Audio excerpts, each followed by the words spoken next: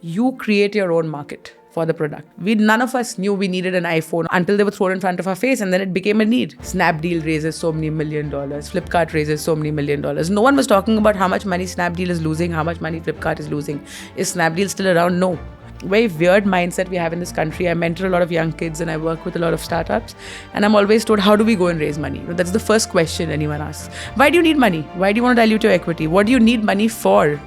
Save up your pocket money if you're a college kid for 6 months and you'll have more money than you need to actually start up. I personally believe that I don't want yes ma'ams. Anyone who has the power to question me, has the power to challenge my decisions is the right person to have. From being told that you're playing with your dad's money to becoming the single largest shareholder in the private jet aviation industry in India, she is a force to reckon with. With the amount of variables and uncertainties that loom the aviation industry and the aviation business in general, this is nothing less than hyper complex. Yet, to successfully run the largest private jet and helicopter fleet in the country and cater to the top 1% of the ultra high net worth individuals in India, there's a lot that businesses can learn from my guest today, Kanika Tekriwal, co-founder and CEO of JetSetGo. And she's here with me on CXO Talks today. In this episode, you will hear Kanika talk about the attitude required to build complex businesses, not letting market research paralyze building your business, the perfect hiring formula, and zero non-tolerance policy on compliances. Now, let's hear what this CXO talks.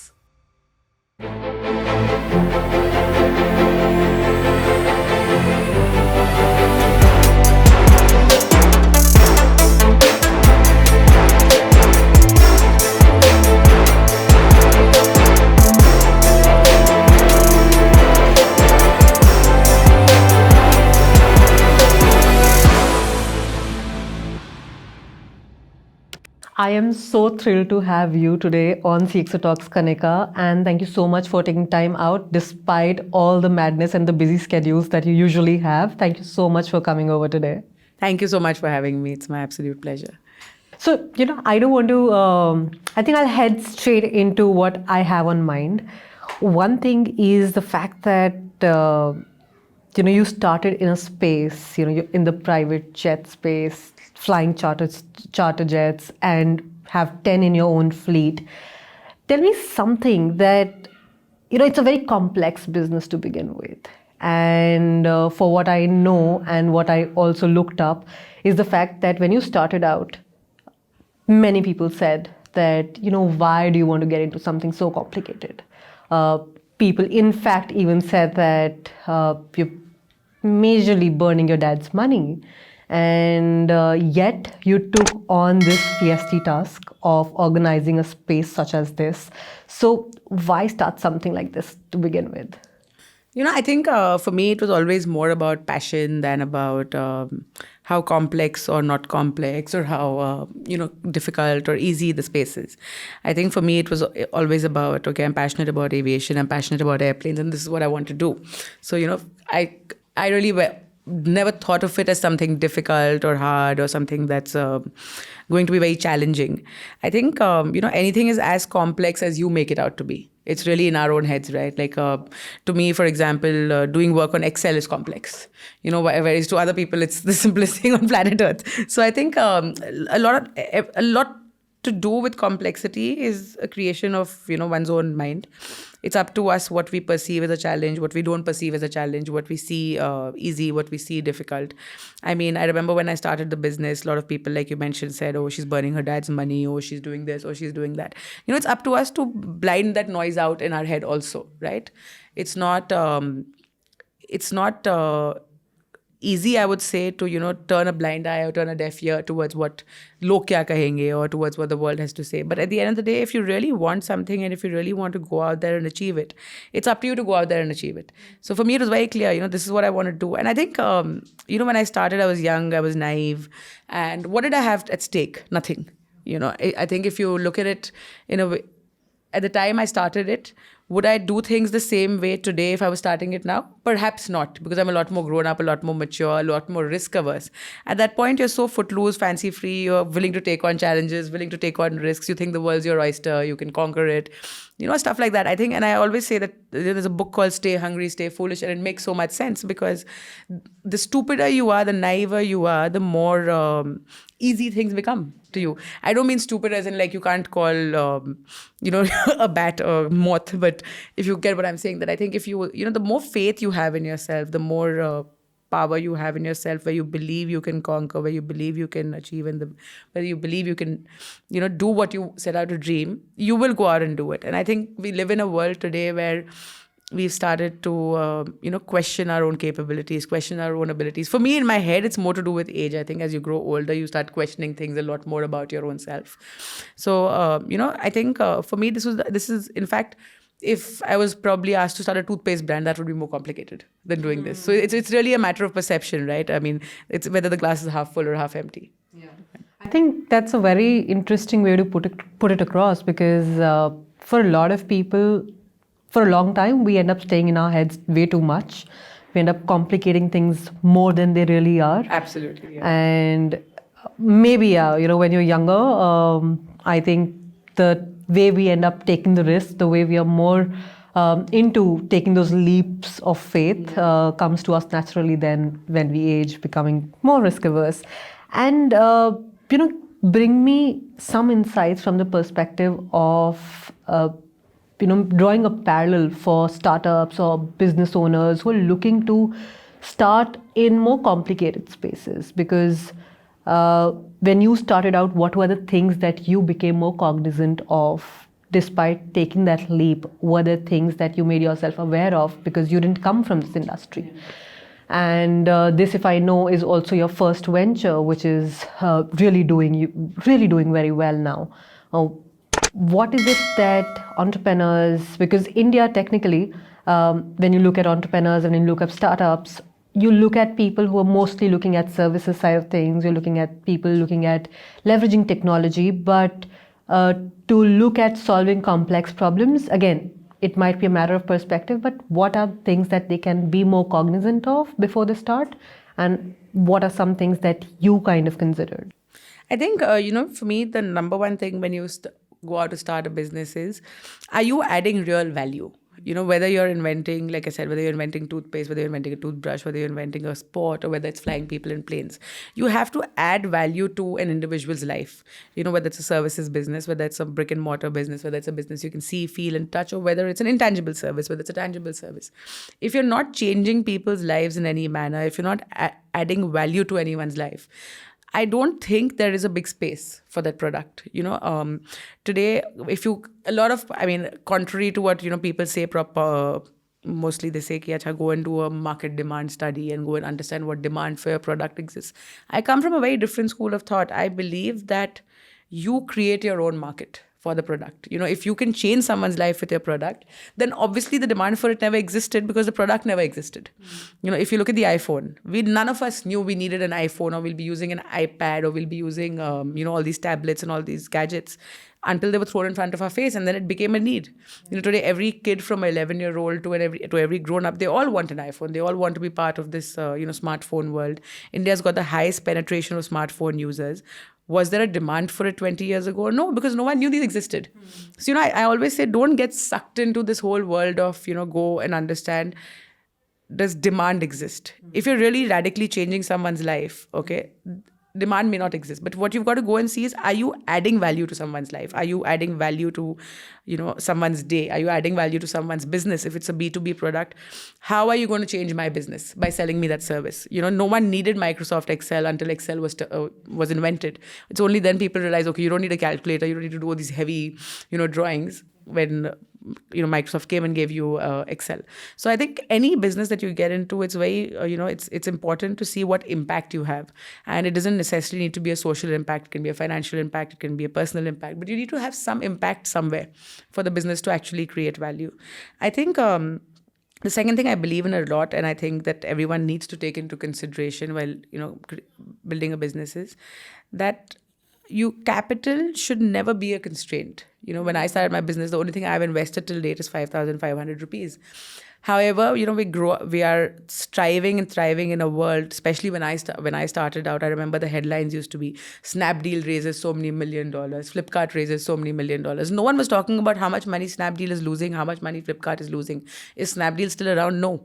But yes, they raise shitloads of capital, sorry for the want of a better word. But, and so I think, anyone who wants to become an entrepreneur, who wants to become a business person, you cannot keep thinking, acha, where do I have this idea? I think it's great. But where do I go and get money from for it? Because the money is never going to be there. As much capital as you may raise, it'll never be there. But if your product is great, if your idea is great, if you're actually changing someone's life, capital will follow. It'll find its way to you. So I always say, don't invest a lot of time and energy in building pitch decks.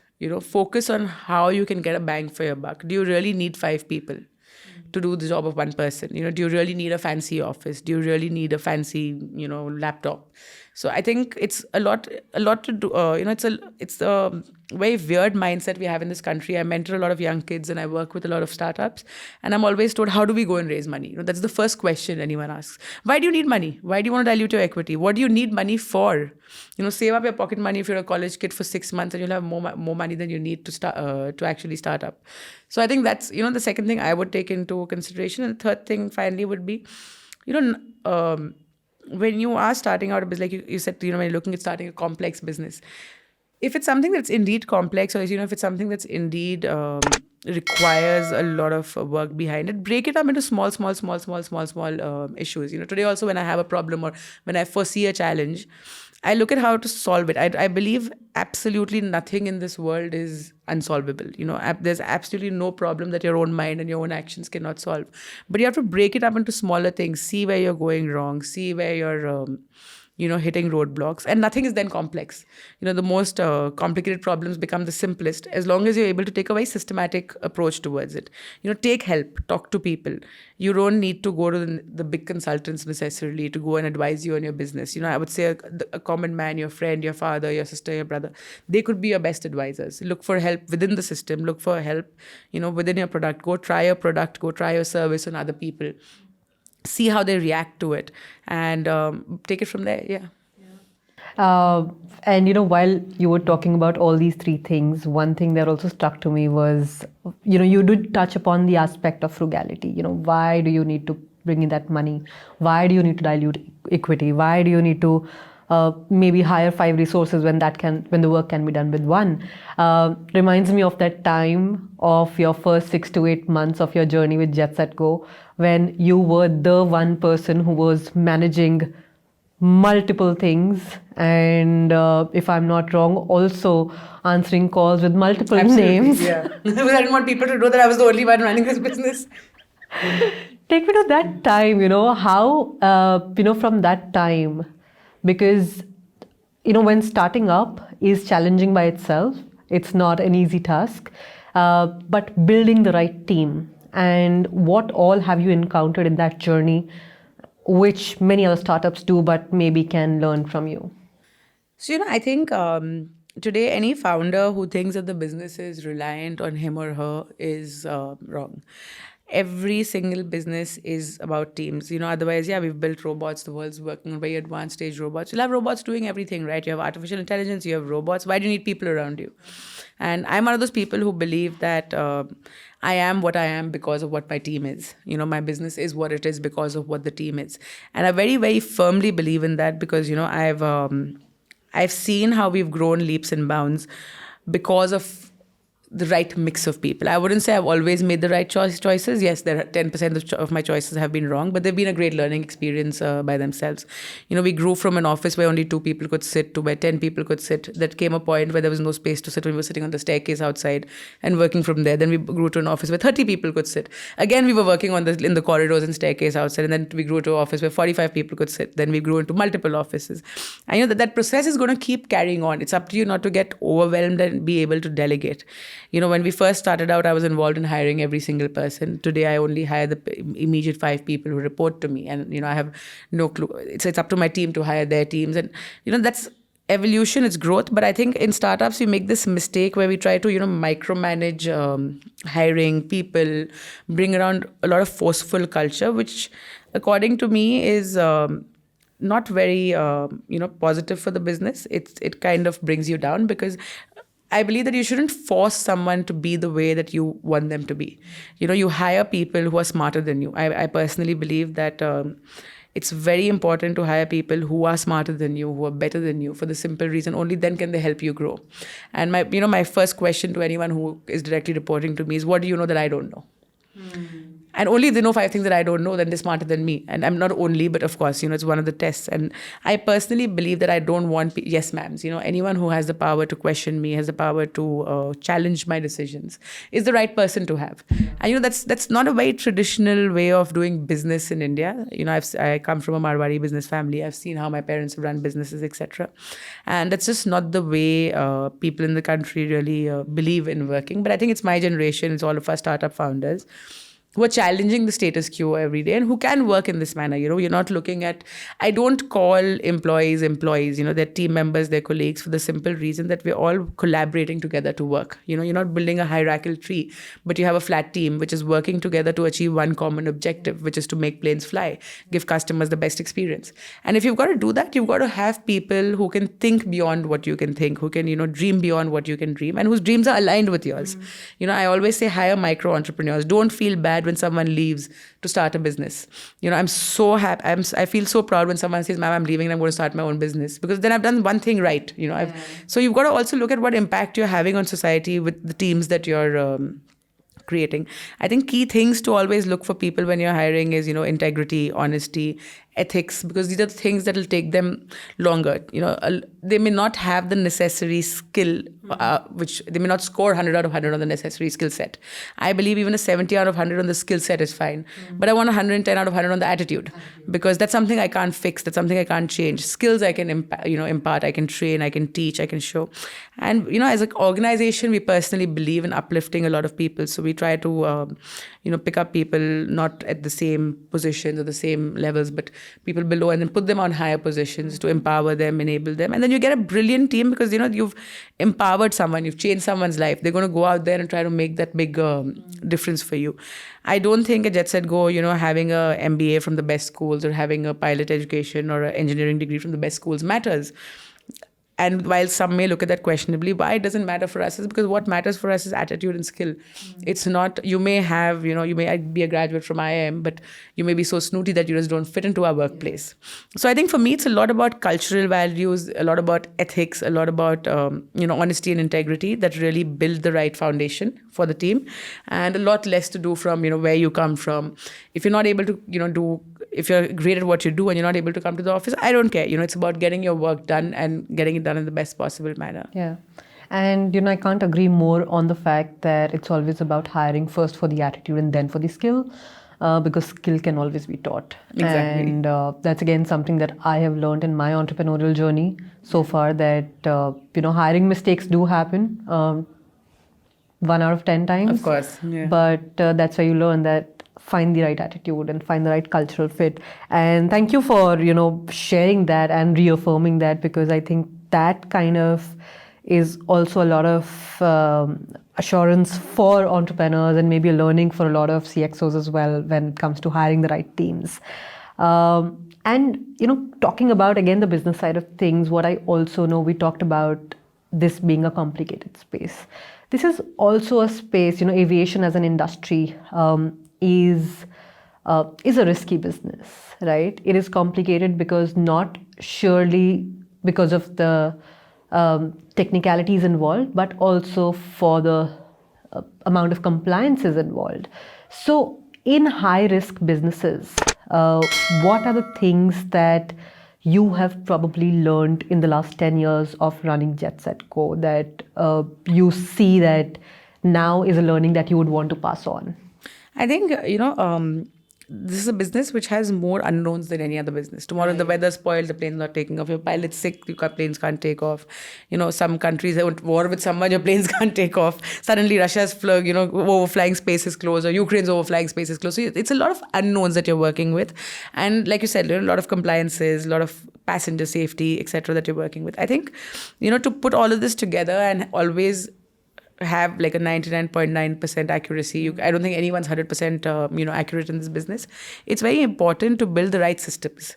There is nothing in the world that can beat systems, processes, and be compliant. Why I say that is, today it's very easy to say, let's just break that rule. But why break that rule? Because I always say, okay, first understand why the rule was made. Does the rule actually add value? If the compliance adds value, then why would you want to break it? So, I think JetSetGo is one of the few companies that has a zero no nonsense policy. We have a 100% compliance policy where we ensure we are compliant to the T. If we do a lot, I think in businesses such as this, it's very, very important to predict what's going to go wrong in the future and fix it before it can happen. I say that, like, to give you an example, if a car breaks down on the street, you can stop the car on the side and fix it. If a ship breaks down in the middle of the sea, you can still stop the ship and fix it. But if a plane breaks down in the sky, there's only one way it's going down. So there is no scope for mistakes, in these businesses. You have to have the best engineering. You have to have the best safety standards. You have to have the best crew. And to do all of that, you need to be very, very stringent with following regulation, with following compliances, not taking things lightly. And, imparting that culture from driver to director. And why I say that is today you're a baggage handler, at the tarmac who gets paid 20,000 rupees a month to load bags in a plane. If he loads one bag wrong, it's a safety risk. Not only to you, but to the company, to the passengers, to the crew, all of that. Which is why, I believe if you're working in businesses such as this, where you're directly responsible for people's lives, you have to be very, very, compliant. You have to be extremely cautious. And, making money should not be your motive. I mean, it should be obviously every business has started to make money, but it should not be your end goal and your only goal. Because in the process of, trying to make an extra buck, you're going to take a shortcut somewhere. And that's going to come back and bite you, right? So I believe you have to, not compromise anywhere on aspects such as safety, security, engineering. And you can't cut corners in places where it matters. If you want to cut corners in marketing, in admin, in finance, go ahead. But you can't cut corners in engineering and crewing. And another very important thing that I've learned in the last 10 years is training matters the most. And if you don't train your pilots enough, if you don't train your cabin crew enough, if you don't train your engineers enough, there's bound to be mistakes. So, in any business such as this, I think one should not compromise on skilling, training, on imparting the right knowledge to make sure that you have the best teams running the show. And, what you also brought about from the perspective of training also makes me reflect on the fact that for a lot of businesses, for a lot of CXOs, for a lot of entrepreneurs, one thing that is a telltale sign of where you're headed is how invested are you in the growth of your teams, whether it is upskilling, whether it is learning and development initiatives, because a lot of times the apprehension is that, what if we invest money into training them and they leave? But the downside of not training is much more to the business at the core. So that's a fairly well put across point and something that I'm sure would be highlighted, maybe in a reel. I also want to know about the fact that while it is a very risky business, you're dealing with lives, in particular when it comes to JetSetGo, we are dealing with the creme de la creme of the country. We're dealing with the top 0.1% of the country. And their needs are very different. I know that you have an app. And from what I also understand is that is not the category which is very DIY. Yeah. So what are their needs? What do they really care about? So if, think about it from the perspective of anybody who's building a business to serve that particular category, what can they learn from JetSetGo in terms of ensuring that the needs of this particular category of people is taken care of? I think this particular category of people are actually the simplest people to deal with in terms of emotional satisfaction. And why I say that is, see, you've got to acknowledge the fact they are where they are because they're extremely smart. And they've built the businesses they've built because they're intelligent, they're smart, and they know what they're doing. So, if you go out there trying to make a wrong buck of them or trying to, pull a fast one, you're going to fail. I think what they expect is very simple stuff: honesty, commitment, integrity, delivery. Deliver what you promise. If you can't deliver a tomato, say you can't deliver a tomato. I think you have to be to the point, you have to be honest, say sorry when you make a mistake. And, I don't think I always say newer-ish, new money is way more demanding than, what our normal traditional customer base is. And why I say that is they're not looking at, getting caviar where it's not available or getting, jumping off a helicopter and doing heli skiing when there's no snow. They're they're very particular about their time, about their space, about their privacy, and all they're expecting is simple stuff that, okay, if you request for a sandwich, make sure the sandwich is on board. So I think it's about commitment. The big word over here is definitely commitment, because they have such little time, they're trying to achieve so much, they're trying to do so much, that if you can't deliver what you've committed, it's obviously unacceptable to any of them. So I think, they're the easiest people to satisfy, provided you're someone who's honest, integral, you're able to keep up with your word. And, then they're eating out of your hands. They're willing to do whatever it takes to work with you, provided you keep up to your word, own up to your responsibilities, own up to your mistakes. And that's what matters. And we're talking about the ultra high net worth individuals. Absolutely. From the old economy is what we're talking about. Tell me about your first client that you onboarded and what was the experience like? What were the things that you looked into and yet you think now that you look back could have done better? I think the first client was obviously a very different experience on JetSetGo. The flight never happened for that client because the person who committed the plane to us, the plane didn't turn up. And what would I have done differently? I don't know how much more I could have done differently that time, because I was, again, very young, very naive. I agreed to what someone committed and hoped they would deliver. But they didn't deliver. So I think that was the whole root of the new JetSetGo being born. That first client taught us, don't count on other people. What are customers looking for? Commitment, delivery, service, honesty. Make it happen. And that's when we really set out to change the industry. So I think we owe whatever we are to our first customer for whom the flight didn't happen. But I think it gave birth to what JetSetGo is today. And what changed after that? I think what changed after that was, initially when we started out, we were just a marketplace, connecting customers to owners. And then we became an operator. We took over planes under management. And we said we will take care of the entire service chain and deliver what we are promising, whether electronically or digitally or whatever it is. And that's what changed the most. Also let me know about what came in the way, especially with, again, looking at it from the lens of the customer base that you're solving this problem for, and building the Uber for the skies for.